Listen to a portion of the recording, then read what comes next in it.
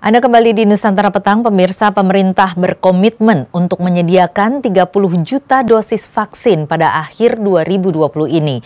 Pemerintah ingin segera menyetop penyebaran virus corona di tanah air. Sehingga apa yang harus dilakukan yakni dengan segera memperoleh akses terhadap vaksin. Saat ini berdasarkan situs maritim.go.id, ada 3 kandidat vaksin yang akan dibeli pemerintah yakni CanSino, G42 atau Sinopharm, dan Sinovac. Vaksin dari ketiga perusahaan tersebut diketahui sudah masuk pada tahap akhir uji klinis tahap ketiga dan dalam proses mendapatkan emergency use authorization di sejumlah negara. Ini berarti ketiga jenis vaksin tersebut belum lolos uji coba klinis tahap ketiga. Untuk membahas hal ini, kita sudah kehadiran narasumber yang akan kita bahas lebih dalam Dialog Nusantara Petang.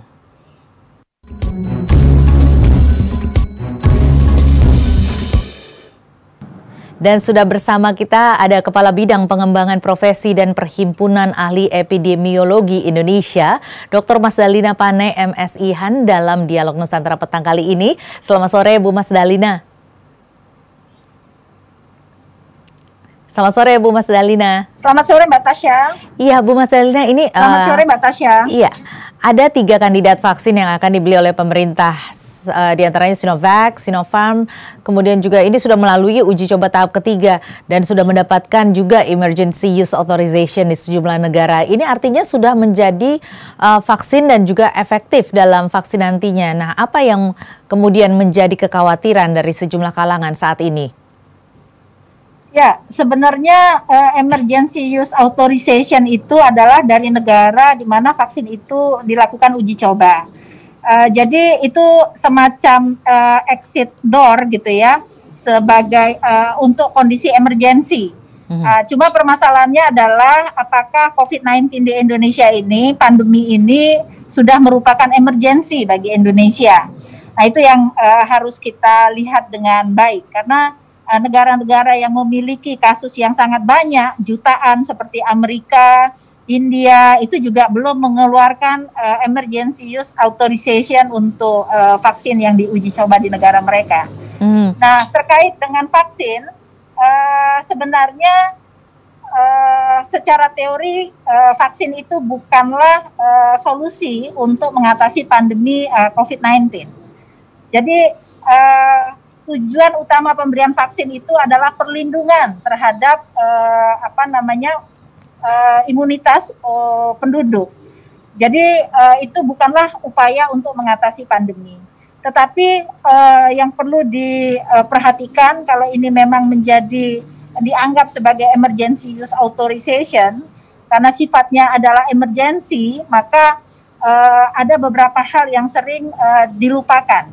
Jadi prinsip dasar vaksin itu harus safe, harus aman. Kemudian harus efisien dan harus efektif. Tapi efektif duluan dari efisien. Jadi menurut kami itu yang penting untuk dianalisis dengan lebih tajam tentang safety, kemudian tentang effectiveness-nya dan efikasinya. Apakah vaksin yang saat ini akan didistribusikan segera kepada masyarakat sudah memenuhi ketiga kriteria tersebut, Bu? Menurut kami belum, karena ini sedang masa uji coba. Jadi fase uji coba ini memang kalau emergency use authorization biasanya di tengah-tengah uji coba, kalau memang efek sampingnya sangat rendah sekali, bisa diputuskan untuk dilakukan emergency use authorization. Tapi menurut pandangan kami sebagai epidemiolog, kita ini belum masuk dalam kondisi emergency pada pandemi ini. Nah, kalau begitu apa yang seharusnya, apakah saat ini tindakan pemerintah untuk segera melakukan atau memberikan vaksin ini kepada masyarakat meskipun pada saat ini sudah masuk uji coba tahap klinis, tetapi kan memang belum selesai begitu ya, diantaranya adalah Sinovac ini sebenarnya selesainya pada tahun 2021 kalau saya tidak salah, selama 6 bulan, dan juga vaksin ini sebenarnya untuk pengembangan kan juga butuh waktu lama, bisa sekitar rata-rata antara 10 sampai 15 tahun. Nah, apakah saat ini tindakan pemerintah sudah tepat? Ya, kalau untuk jumlah kecil yang emergensi, seperti misalnya untuk petugas kesehatan, tapi untuk petugas kesehatan yang benar-benar berada di garis depan. Tapi jangan sampai efek samping dari vaksin ini malah merugikan petugas kesehatan dalam jangka panjang. Jadi untuk dosis yang terbatas dilakukan, kalau di Cina kalau tidak salah dilakukan pertama sekali emergency use authorization ini dilakukan pada militer. Jadi kalau tentara kan sebenarnya daya tahan tubuh mereka relatif lebih kuat dibandingkan dengan penduduk umum. Nah, kalau tidak salah emergency use authorization di beberapa negara akan ditujukan kepada tenaga kesehatan yang berhubungan langsung dengan pasien COVID. Jadi saya pikir kalau memang itu tujuannya, sepanjang dia aman dan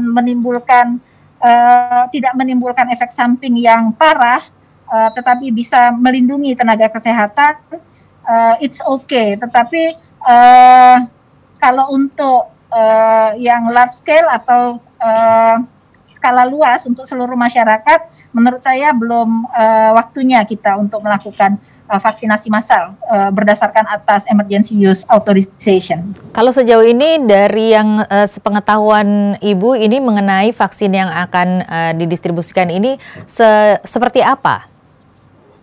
Apakah sudah cukup aman? Apakah sudah cukup efektif? Begitu? Ya, dengan jumlah sampel kalau yang Sinovac 1.620 orang itu pun sudah termasuk placebo. Menurut kami belum bisa digeneralisir safety-nya bagi seluruh masyarakat Indonesia. Itu masih pada kelompok spesifik usia 15 sampai dengan 59 tahun dan sehat, ya. Bagi yang kelompok berisiko yang memiliki komorbid itu juga belum ada penelitiannya menyatakan ini aman. Mungkin bisa dijelaskan kepada mungkin masyarakat awam saat ini apa yang disebutkan dengan uji coba klinis tahap ketiga, dan kemudian uji coba klinis ini sebenarnya ada berapa tahapan kah? Ya, uji klinis itu terdiri dari 4 tahapan. Jadi biasanya uji klinis tahap 3 itu dilakukan pertama di daerah di mana produsen vaksin atau vaksin itu diproduksi, di Cina misalnya. Nah, ketika dia mau masuk ke Indonesia, maka dilakukan kembali uji klinis tahap 3 yang dilakukan pada penduduk Indonesia. Tetapi dampak dari uji klinis tahap 3 ini nanti pada uji klinis tahap 4, yaitu post marketing surveillance. Nah, itu baru akan terlihat dampak dari vaksin itu sendiri, terutama untuk KIPI. Karena dengan 1.620 pasien yang sehat, mungkin kejadian ikutan pasca imunisasi atau adverse event itu belum bisa terlihat. Nah, ini yang harus diperhatikan dengan baik pada uji klinis tahap 3. Jadi uji klinis tahap 3 ini akan melihat safety, keamanan dari vaksin ini, terutama untuk menimbulkan efek KIPI yang rendah, kejadian ikutan pasca imunisasi yang rendah, dan juga untuk melihat effectiveness, apakah daya lindungnya itu cukup tinggi melindungi masyarakat dan berapa lama mampu melindungi. Kita tentu berharap daya lindung vaksin ini bisa menghasilkan antibodi yang cukup banyak dan tidak berkurang dalam jangka waktu yang cepat. Jadi harus cukup lama bisa melindungi orang yang divaksin. Kalau dari penelitian saat ini, bagaimana dengan kualitas dari vaksin-vaksin yang saat ini akan dibagikan ini? Iya, jadi kita harus membandingkan. Jadi semua negara saat ini sedang memperhatikan uji coba dari, saya pikir ada sekitar 10-an ya jenis vaksin yang sudah masuk di uji coba fase 3. Nanti hasil-hasil itu akan dibuka secara terbuka, karena dia diuji coba di banyak negara. Seperti Sinovac sendiri, setidaknya 3 negara, Bangladesh, Brazil, dan Indonesia yang melakukan uji coba itu. Nah, nanti hasil di Brazil bagaimana, hasil di Bangladesh bagaimana, dan hasil di Indonesia bagaimana, baru kemudian akan diputuskan. Di Indonesia sendiri ada forum yang terdiri dari para ahli terkait dengan itu, namanya ITAGI. Nanti ITAGI saya yakin juga akan melakukan analisis tentang apakah vaksin yang saat ini diuji coba itu cukup aman. Dan biasanya ada forum internasional yang juga saling berkomunikasi tentang keamanan vaksin tersebut. Saat ini untuk sasarannya sendiri adalah untuk tenaga-tenaga kesehatan sebagai garda terdepan, kemudian juga baru beberapa kelompok masyarakat begitu ya. Apakah saat ini menurut Anda sasaran dari pemerintah untuk memberikan prioritas terhadap kelompok-kelompok orang yang mendapatkan prioritas ini sudah tepat? Ya, untuk tahap pertama ini memang tenaga kesehatan yang diprioritaskan. Kemudian yang kedua, kalau tidak salah tenaga pendidik, dosen, kemudian guru itu juga menjadi prioritas kedua. Kemudian yang ketiga adalah para ASN dan TNI Polri yang melakukan pekerjaan termasuk pengendalian juga dalam COVID-19 dan menyelenggarakan urusan kenegaraan. Lalu yang keempat adalah mereka yang memiliki mobilitas yang tinggi, itu juga menjadi prioritas. Tetapi ini belum diarahkan pada seluruh masyarakat karena memang vaksinnya sendiri belum ada hasilnya sebenarnya dari semua uji coba vaksin fase 3. Iya, yang saya khawatirkan adalah ketika ini sudah diberikan terlanjur kepada garda-garda terdepan, kelompok-kelompok masyarakat yang dikategorisasikan sebagai garda terdepan seperti tenaga kesehatan, tetapi ternyata kualitas vaksinnya ini tidak baik ataupun tidak memberikan efek yang baik begitu ya, bahkan mungkin ada efek sampingnya. Nah ini apakah bukannya menjadi bumerang sendiri bagi negara kita? Ya, itu benar sekali Mbak Tasya. Karena itu kami berharap pemerintah berhati-hati dan tidak mengambil resiko menggunakan emergency use authorization untuk kondisi ini. Jadi menurut pandangan kami, kita di Indonesia belum masuk dalam kondisi emergency untuk kasus COVID-19. Pemerintah sendiri sudah berkali-kali men-state secara resmi bahwa kita masih mampu mengendalikan. Oke, baik Bu Mas Dalina, kita akan break sejenak. Usai jeda kami akan kembali. Pemirsa tetaplah bersama kami. Dialog Nusantara Petang akan kembali usai jeda berikut ini.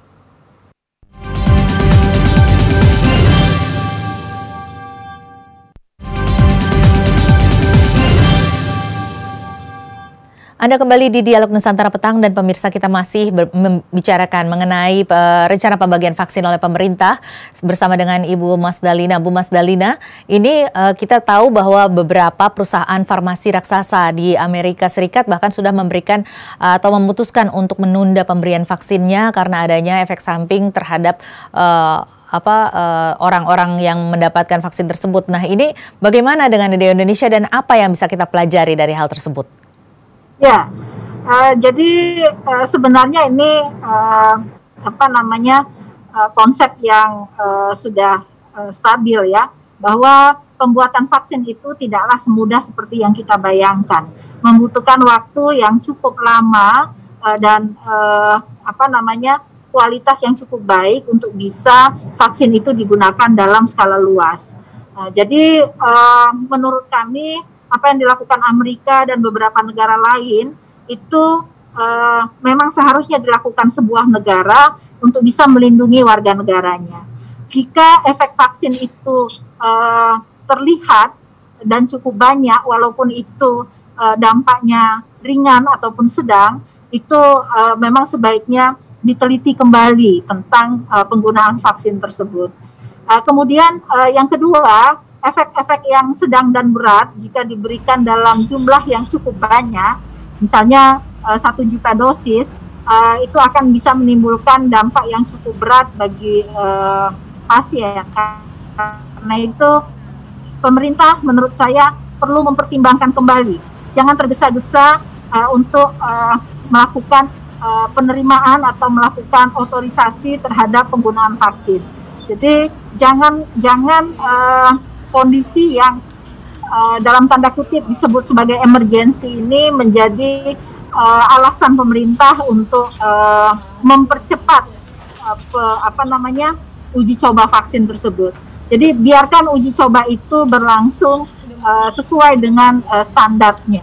Iya, kita tentu tahu bahwa saat ini mungkin tindakan pemerintah adalah untuk melakukan percepatan penanganan sehingga juga perekonomian juga semakin meningkat begitu ya Bu ya. Tetapi memang ada sejumlah efek samping yang ataupun dampak-dampak tertentu yang harus kita pertimbangkan. Nah, sampai di mana batasan ataupun warning sign yang harus kita waspadai jika itu terjadi dan harus segera di stop, ini seperti apa batasannya? Ya. Yang pertama, jika penyakit tersebut menimbulkan kematian yang tinggi.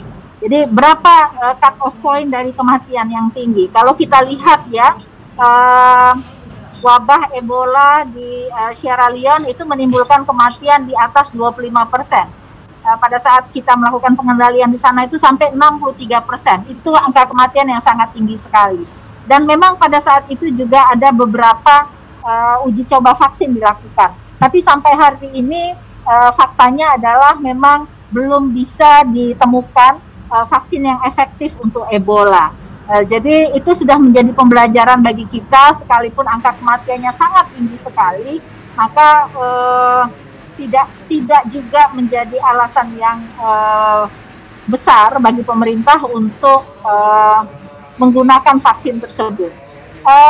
Belajar dari negara tetangga kita, Filipina, untuk mengendalikan demam berdarah, juga pernah dilakukan uji coba vaksin yang ternyata menghasilkan hasil yang tidak begitu baik.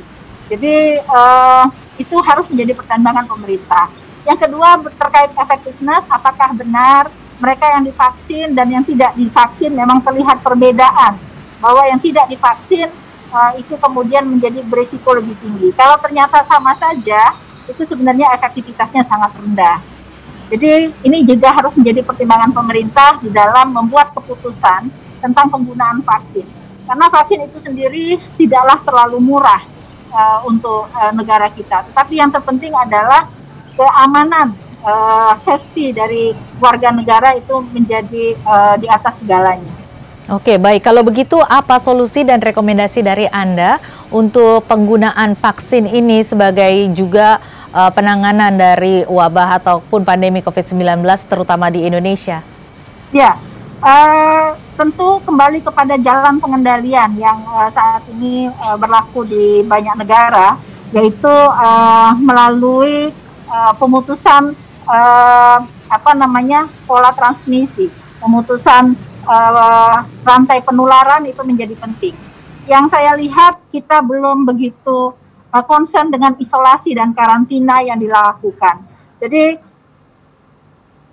itu jauh lebih baik melakukan kegiatan tersebut, tetapi perekonomian tetap berjalan. Jadi mereview ulang tentang bagaimana teknik pengendalian yang sebenarnya itu juga menjadi tugas pemerintah. Jadi secara berkala melakukan evaluasi terhadap pola pengendalian yang saat ini dilakukan. Oke, satu lagi pertanyaan Bu, ini kalau untuk penggunaan vaksin sendiri, untuk penggunaan vaksin apa saja poin-poin yang harus solusi yang dilakukan, tindakan yang harus dilakukan oleh pemerintah sebagai solusi untuk penggunaan vaksin supaya penggunaannya juga aman? Iya, jadi selesaikan dulu uji coba yang dilakukan, dan saya lebih prefer untuk melakukan membangkitkan teknologi kita sendiri. Kalau tidak salah, Eijkman juga sedang dalam pengujian untuk vaksin merah putih, karena strain yang beredar di Indonesia belum tentu sama dengan strain di mana vaksin-vaksin yang akan diimpor itu diproduksi. Jadi biarkan teman-teman yang ahli pada bidang virologi melakukan pekerjaannya. Kita di epidemiologi akan tetap melakukan pengendalian sesuai dengan bidang kita masing-masing. Tapi vaksin memang bukan cuma untuk COVID, pengembangan obat dan vaksin di Indonesia itu harus menjadi concern pemerintah. Jadi pandemi COVID-19 ini merupakan titik balik bagi pemerintah Indonesia untuk mulai berdiri di atas kaki sendiri. Jadi mulai mandiri dalam bidang teknologi, obat, vaksin, dan alat kesehatan, supaya kita tidak lagi impor untuk ketiga bagian tersebut. Baik, Baik Ibu Mas Dalina, terima kasih banyak sudah bergabung bersama kami di Dialog Nusantara Petang. Pemirsa, Mas Dalina Pane, dan tetaplah bersama kami. Informasi dari mancanegara masih akan kami hadirkan usai jeda. Di antaranya Joe Biden menargetkan senior saat berkampanye di Florida usai jeda berikut ini.